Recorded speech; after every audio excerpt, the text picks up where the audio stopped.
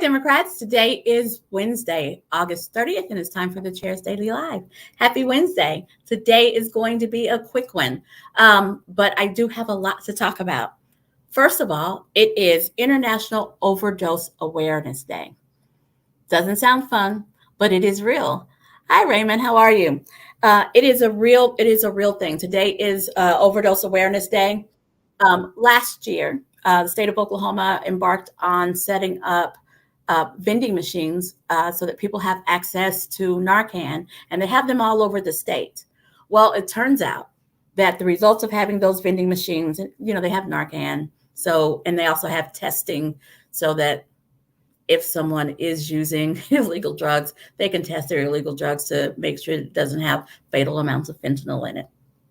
It's a real thing, and acting like it's not has gotten us into a place where we're losing a lot of Oklahomans due to overdose. So the vending machines are actually working.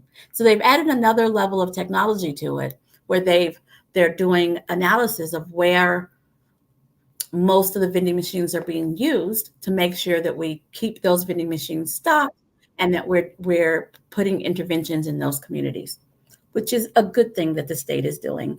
And I love it when I get to talk about something good that the state is doing, because now I have to talk about the stunt that the governor is doing right now. The governor of Oklahoma, who shall remain nameless, sent 50 of our Oklahoma National Guard troops to help man the border between Texas and Mexico, because all states are border states, blah, blah, blah. So he sent some of our National Guard down to Texas for 30 days with an agreement that he would send them later if asked. That stunt is costing the state of Oklahoma $825,000. When I first talked about it, that was the big question I got. Man, I wonder how much that stunt costs. Well, here we are. It's just short of $1 million. It's $825,000 to send 50 troops down to the border. If the governor was truly concerned about how fentanyl comes into our country, that's his excuse. Then he would know. It just takes a couple of searches. He would know that most of the fentanyl that comes in our country through the southern border comes through from people who cross the border otherwise legally. The fentanyl isn't coming. The majority of the fentanyl isn't coming from the people who are braving razor wire in the water. It's not coming through people who are spending their life savings to get a coyote to trek them across the desert, or coming in through freezer trucks. It's coming in through people who are otherwise coming illegally, meaning they drive through, they stop, they hand over their ID, they look at the person, and then they drive across. That's how the fentanyl is getting here. The Oklahoma National Guard isn't dealing with that. They're watching the people with the razor wire. They're watching the people who are coming through the deserts. So this isn't about fentanyl, and don't be fooled. This is about him getting on the news saying that Oklahoma is involved in that effort. That's all it is. I've hit that point now where I'm just going to keep pulling back the curtain. We have to call things what they are. This isn't about protecting our border. This isn't about fentanyl. This is about the governor trying to be on the national stage with the big boys. Just keep that in mind. More on our governor. Both the leader of the House Republicans, the leader of the House and the leader of the Senate, who are both Republicans, are calling on the Attorney General and the Supreme Court to throw out Stitt's tribal compact, the challenges that he's made to the compacts. They're just like, okay, enough. You've done it. You've made your point. You don't appreciate the compacts. You're mad at the tribes, blah, blah. We get it. Stop spending Oklahoma's hard-earned tax dollars on this effort. So even the Republican-led legislature is saying to our governor, enough. Saying to our Republican governor, enough. I guess that's kind of refreshing. That's kind of refreshing, because now what it's saying is that maybe they're thinking about Oklahoma. I love that. Um, and yes, Dorothy, that is a very important question.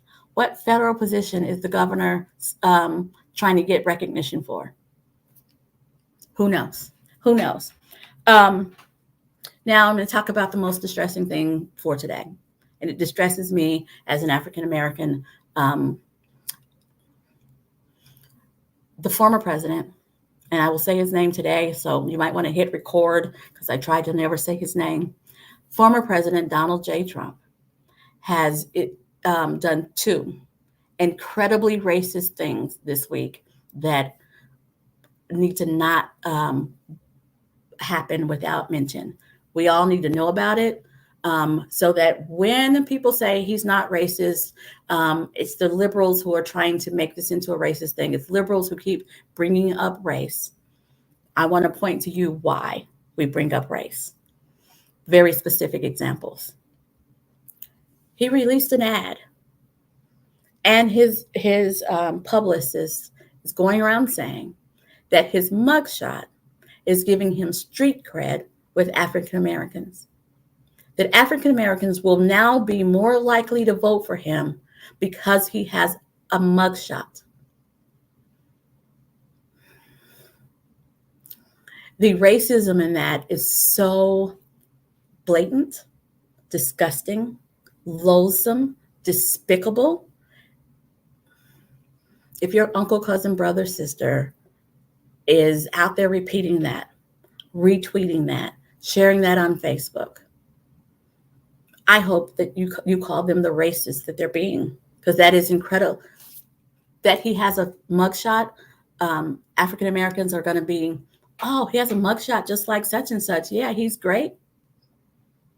The level of racism in that is powerful and disgusting, and we have to call it out. Secondly, in 1932, there were 9 young Black men, I think their ages like 16 to 30, that were day laborers. They were blue-collar day laborers. They were accused of raping 2 white women. Sound familiar? They were hung before their trial. Their trial happened after they were hung. They were jailed for a really long time, and then they were hung. I think that's the story. Donald Trump compared himself to those 9 young Black men because the judge in one of his cases wouldn't let him postpone his trial to 2026.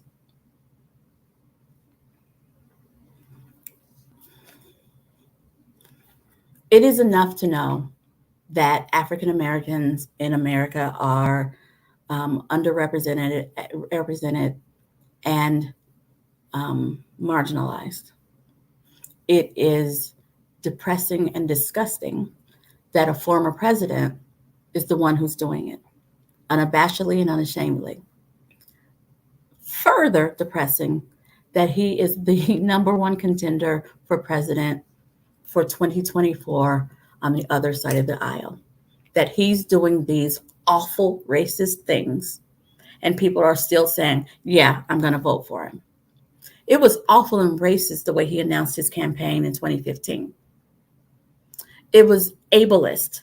Some of his behavior was ableist, racist, awful, further marginalizing. And folks said, well, it's just that he says it like it is.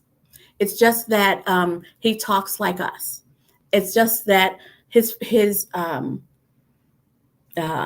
financial policies help me. But after all of that, and after 91 charges, 91 indictments, folks who are saying that they will vote for him now might as well just come out and say, I'm a racist and you just need to deal with it. Because that is what they're saying. We can't let it stand. And you can't just be nice to folks about it because you don't want to cause problems. This is the kind of trouble that John Lewis would call good trouble. So we can't let it die. We have to challenge it where we see it.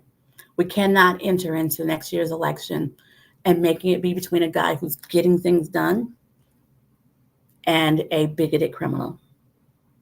And letting it be up in arms of which one's going to win. We have to make sure that we're making everyone aware that it's just not the 91 charges, but it's also the racism. It's also the bigotry. It's all of the things.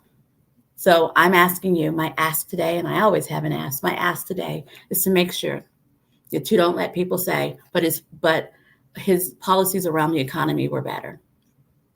We have to be better than that. We have to be better than that. Alrighty, thanks for joining me. I will be back here tomorrow at 4:15, and you guys have a great evening.